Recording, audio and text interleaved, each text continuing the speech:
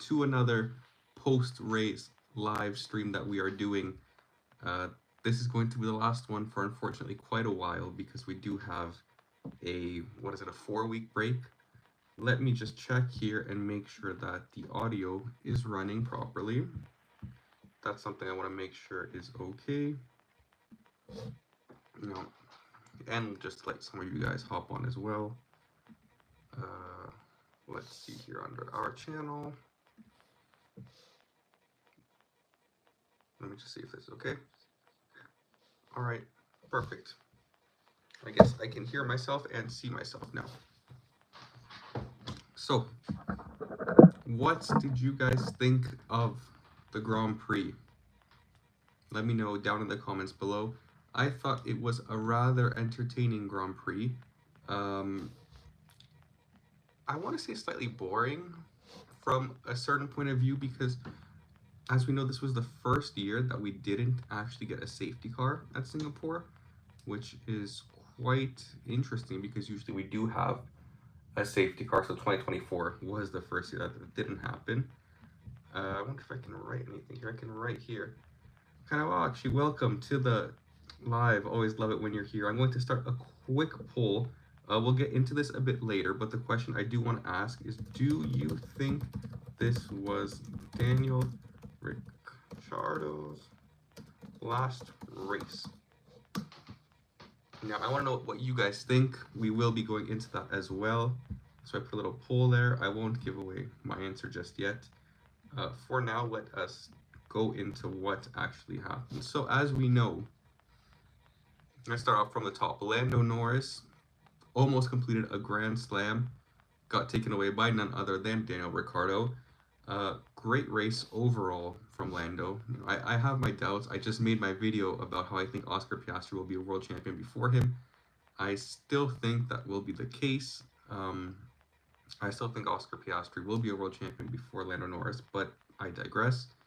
Today he had an awesome race. Now, the one thing I can comment on or say that I wasn't too impressed about was the mistakes that he was making. Him hitting the wall a couple times while he was, I think, 26 seconds ahead of Max at that point. I don't understand how you can do that. I truly think, I understand that he's trying to prove a point. He's going fast. I mean, he's driving all out. It is the most demanding the most physically demanding race of the year. I get all that. But truly, that also means you're more focused, you're more concentrated, right? And it didn't just happen once. I think it was twice, at least twice, that he managed to hit the wall. So he was pushing way too hard, which again, you can't fault him for, right? He was trying to get as much of a gap as possible. He did that. He won the race, so all credit goes to him. It was a phenomenal race from him, nothing to say. I just can't say I felt confident with him in the lead. You know what? Max was leading races by 20 seconds. At no point did we say, oh, well, we have to see it and see if he maybe puts it into the wall, because I just didn't think that would happen. Now, with Lando, obviously I didn't think he would put it into the wall, right? But I can't say that it was 100% out of the question. So I wasn't certain that Lando Norris wasn't going to bottle at some point. And again, that just isn't championship winning mentality, in my opinion, in my personal opinion. Actually, you're saying that even he got bored. Yeah, I mean, maybe, but at the same time, how can you get bored at a race like Singapore when you have a rocket ship of a car? You're running laps against the other drivers, because essentially that's what he was doing. I think he was like 15 seconds ahead of Max in the first, what was it? I don't even know, 14, 15, 16 laps? I don't remember exactly, but they clearly had the best car today, no question about it. And even so, I mean, as much as I love Oscar Piastri, he got outdone by Norris by, what was it, 43 seconds today? I mean, 43 seconds away from your teammate is huge.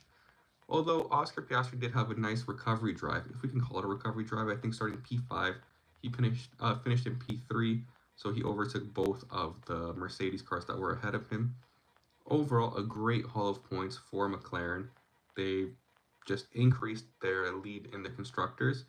And Lando did take a couple points off of Max in the drivers, so overall a great weekend for them. I don't want to take anything away from it, of course, but you know, I can't say this was pure domination, and I would have been shocked if anything would have happened, because that's not the case. I think Lando still is not a 100% focused.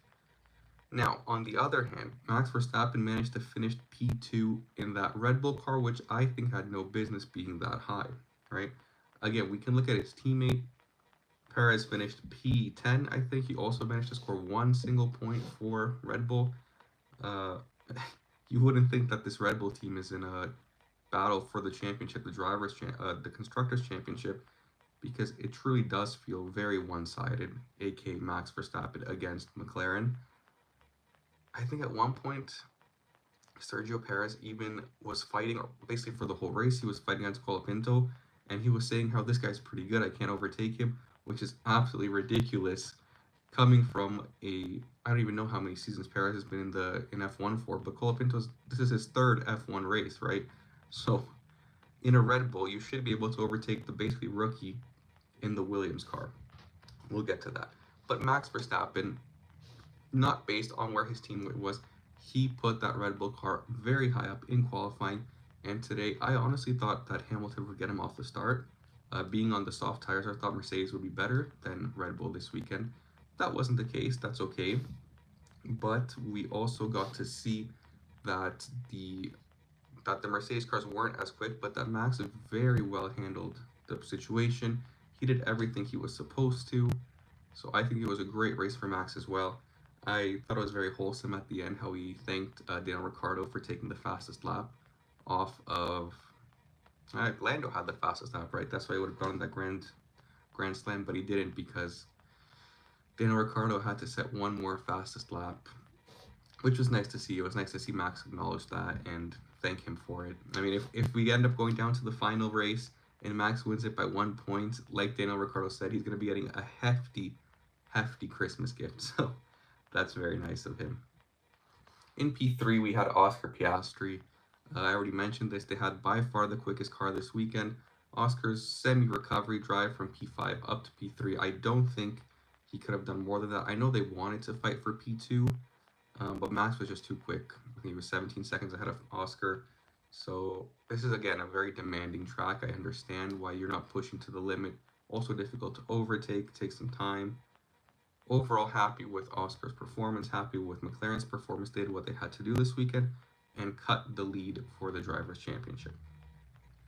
Next up, we can go over, I'd say we'd go over the Mercedes, both Mercedes drivers. We'll group them together. So we had, I think it was George Russell in P4 and Hamilton finishing in, P6, after Hamilton started in P3 and George started in P4.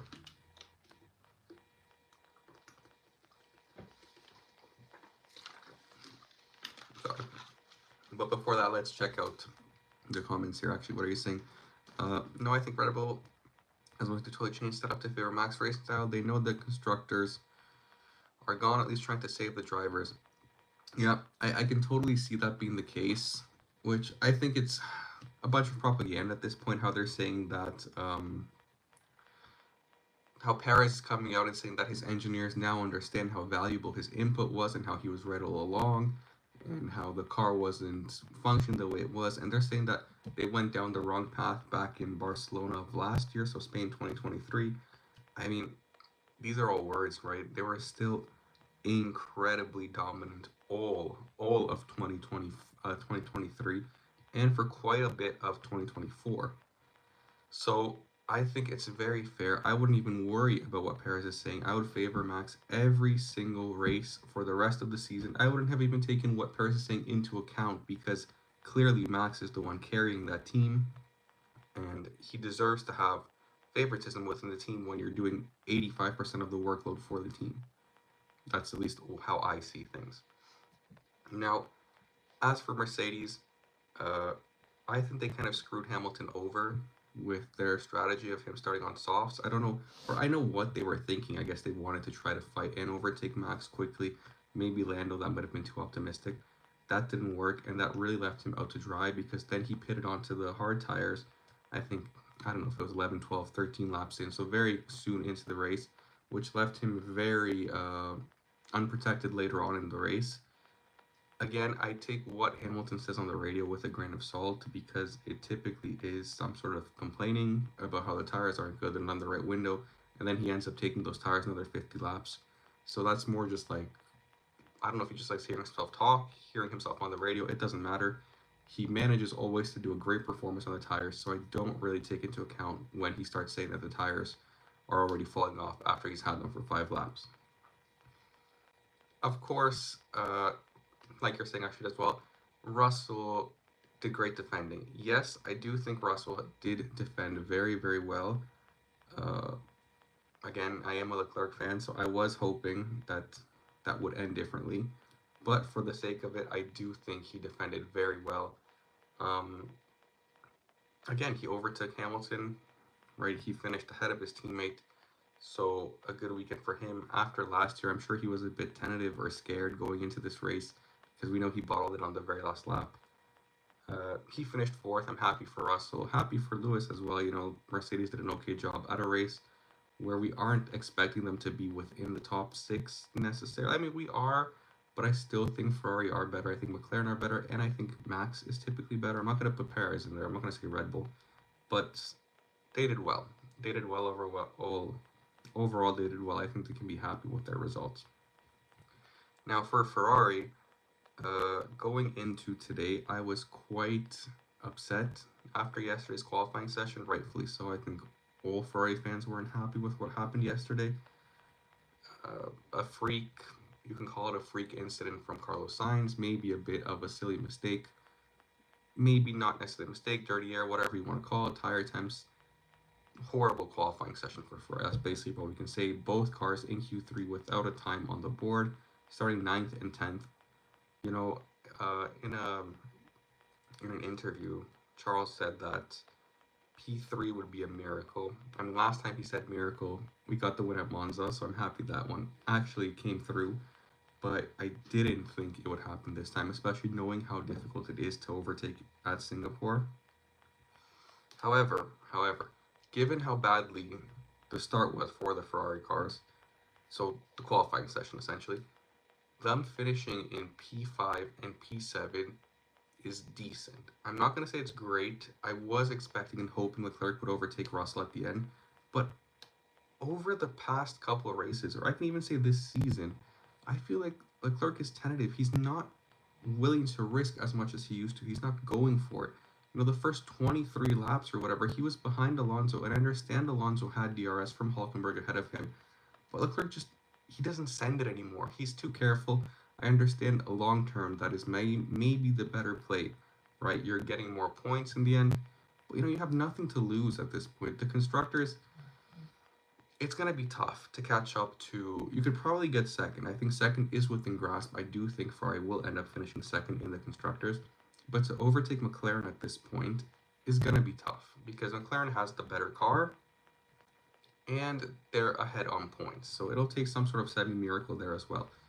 But regardless, you know, you should be overtaking, like, Aston Martin should not be holding you up because he's being held up by a Haas. A Haas is a Ferrari-powered car, just not as good as the Ferrari, right? That's the whole idea. So I do think he needs to risk it a little bit more and go for it. I can let that one slide, but at the end, he had 4 laps to pass Russell on fresher tires. I'm not saying it's easy. Believe me, I know it's difficult, but I want to see him at least try. There was no actual attempt made at passing Russ, like true attempt made. And this is just going on from Baku last weekend where he just wouldn't send it. You know, you're not going to win a race by waiting to see if it happens. Okay, at some point you will have to make a move. And it feels like this season a lot more of it has been Leclerc on the back foot defending rather than him hunting and going for a win by overtaking, like we saw at the beginning of 2022, for example. That was a whole other story. Yes, it comes with its risks. Maybe you'll have more damages. Maybe you'll end up bottling it sometimes and crashing out. But at this point in the season, you know, you're not going to be winning the drivers or the constructors most likely. So you have to try and go for it. I would have liked to see a P4. I can be happy with a P5. I don't mind the P5. But knowing that a P4 was possible, that's what's upsetting. We'll see how they come back in Austin. Now, the back end of the calendar is typically Ferrari friendly, so Ferrari suited tracks. But McLaren are just quick right now. It doesn't matter. This was also a Ferrari suited track, and they didn't get a qualifying time in. So what do you do then, right? It's not what you want to hear or want to see from Ferrari, or what I want to see as a huge Ferrari fan. After that, like I said, Carlos Sainz, he had a very bad start. Should have done better. P7 is okay. Yeah, I'll leave it at that. I think it's just fine. Not much more to touch on there. Fernando Alonso managed to get that Aston Martin up into points. Great racing by him. He's a veteran. He knows what he's doing. He knows how to defend. This is a track where defending is very important. That's just what he did, and that worked out great for him. Nico Hulkenberg is a beast every single time. I do not know how he manages to put that stupid Haas car into the points. Wow. Wow, wow, wow. Great driver. So happy that he's going to be continuing with Sauber or with Audi. Hopefully they get a competitive package in a couple years and he gets a chance to show what he can do. Because if he can do this with the Haas car, I want to see what he can do with a competitive car. Sergio Perez, I've mentioned on Twitter multiple times as well. I have no clue why he's still in an F1 car. I understand that at this point he's just a paid driver. That has to be the only explanation in my mind. I'm very disappointed in his showings, but that's like a regular occurrence. The only race, Baku was the only race this season where he did very well, better than his teammate. And in the race where he did very well, it ended up with him having 0 points and damaged the car. I'm not saying it's entirely his fault, but again, I do not understand why the team is keeping him and why they're letting someone like Daniel Ricciardo go. That's, again, maybe that's why I'm not a team principal. Franco Colapinto is a G. I don't even know what else to say about him. 3 F1 races. He almost scored points again. And I mean, now he has a reference on his CV because Sergio Perez was telling everybody over the radio how good Colapinto is because he couldn't catch up to him. So I don't know what to say about him. I hope he gets a seat next year. I don't see how it's possible. I was running some theories with some friends. A friend of mine where he said maybe if Red Bull drops Perez, they put Tsunoda up into the main Red Bull, and then they free up both of the Racing Bull spots. Lawson gets one, the other one's left open. They can either put one of their F2 drivers, Hajar maybe, or they could sign Colapinto full-time next season. Obviously, it's just a wild theory, but I would love to see him in a car next year. I don't know if I read this somewhere that Bottas signed a 1-year extension with Sauber. I may be wrong. I know that was one of the seats that were potentially going to be available to Colapinto, but if Bottas did end up signing that contract, then I guess that isn't the case anymore, which is rather upsetting because, again, Colapinto is just so good. And I know at the beginning, Albon came on the radio, was upset that Colapinto went for a dive bomb, but you know, like, it's racing. You want them to go for it. If you're mad when your teammate goes for a move, what's the point of Formula One and of racing if you're not allowed to race each other?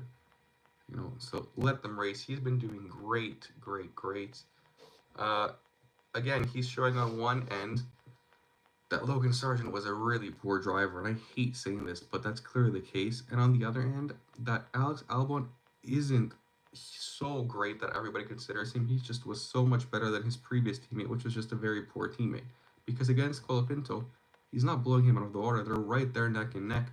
And I would honestly give this plus then to Colapinto because he's just 3 races into his career and he's already keeping up with Alex Albon, who's been in that Williams car for I don't know how many seasons now. So good on them. The rest of the grid, there's not much to touch on. The most interesting thing, I guess, was Daniel Ricciardo pitting right at the end for the fastest lap to take the fastest lap away from Norris, which would technically help their sister team Red Bull, Max Verstappen, in the Drivers' Championship. Now, what we're all really curious in is whether this will be Daniel Ricciardo's last F1 race. And I feel like there's people that already know. I think Daniel already knows that it's probably his last race. The Red Bull team obviously probably knows, and the Racing Bull team. Everybody's been talking about it for a couple days now. And if it is how he goes out, I'm happy that he's going out with the fastest lap at least. But other than that, I'm gutted for the fact that he has to leave because I don't think Tsunoda is substantially better than Daniel Ricciardo. I don't think he's much better. I do think he's better, but not necessarily much better.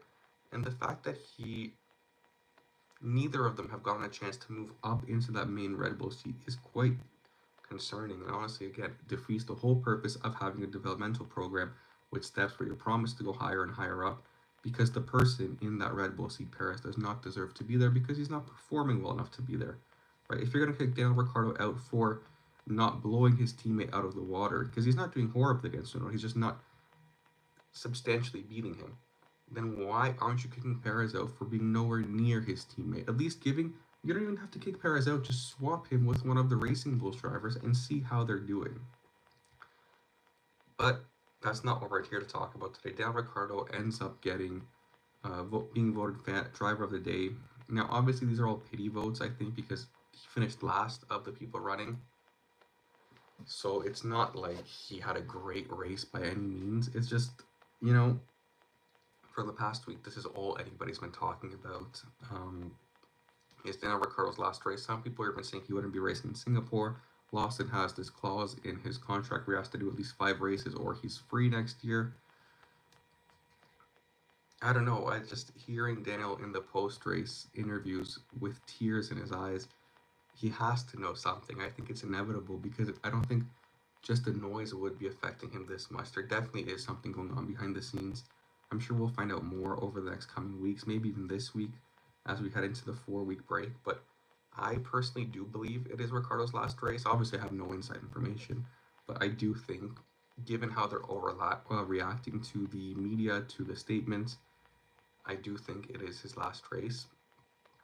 Actually, you're saying that Christian Horner said they are looking at Russell. I don't know if it was on the target total, but if Christian actually thinks Russell's a future driver, isn't that directly saying Ricciardo isn't in Red Bull?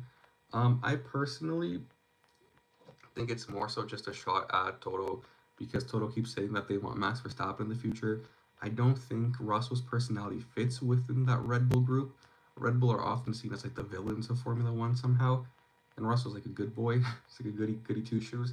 So he fits that whole Mercedes brand pretty well. Yeah, I don't think that's a serious. I think that's just talk, to get Toto to focus on his own drivers rather than others. Could be the case, but I do think even so, Russell is on contract for next year, so this would be something that's discussed within like a 2-year time frame, and we probably wouldn't have had the same Red Bull lineup by then anyways. At least that's how I see things. Now, I do personally think that this is it for Daniel Ricciardo, and obviously I'll be keeping up with the news on Twitter, especially over the next week and couple weeks. But truly, I do think this was his last race, which is quite disheartening.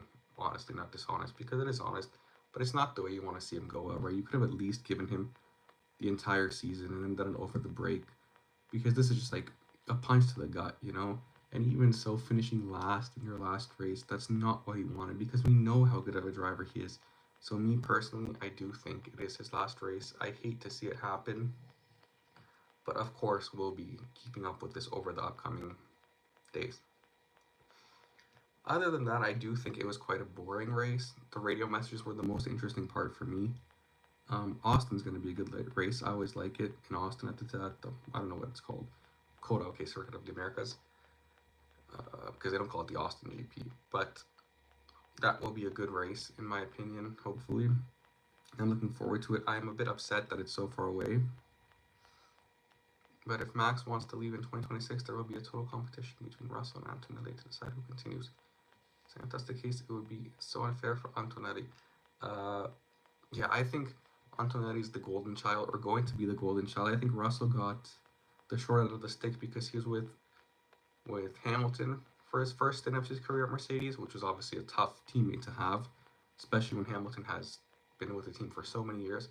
And now Antonelli's coming in, who Toto Wolff loves. So I think Russell will always be seen as the second child, the second favorite. Now, obviously, if Antonelli isn't what everybody expects, doesn't live up to the hype, then we will be having a different conversation next year. But in a couple years, I mean, if Russell wants to be the favorite, Mercedes probably won't be the place for him. But again, this is something only time will tell, and we'll see within a couple of years. Right? We have to see how Antonelli actually does because his only experience in an F1 car is like 2 flying laps and then bottling it into the wall at Parabolica. So he still has a bit of proving to do, but I do think he has what it takes. I think he'll get his years. He'll get a couple years in to prove that he can improve, and I think he'll be good. I think it'll be a good battle between him and Behrman. I'm happy with all the rookies coming in. That's going to be good to see. Now, until then, I will probably be doing some lives next week or in the next coming weeks, without Formula One. We'll still do some type of roundup of the news, especially if some big news drops.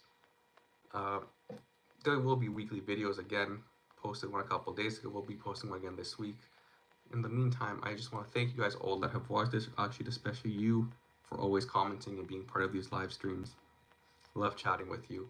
Anybody else that's watching, make sure to subscribe so you stay up to date and you see when another video does drop. Thank you all for watching, and I will see you guys next time. Bye.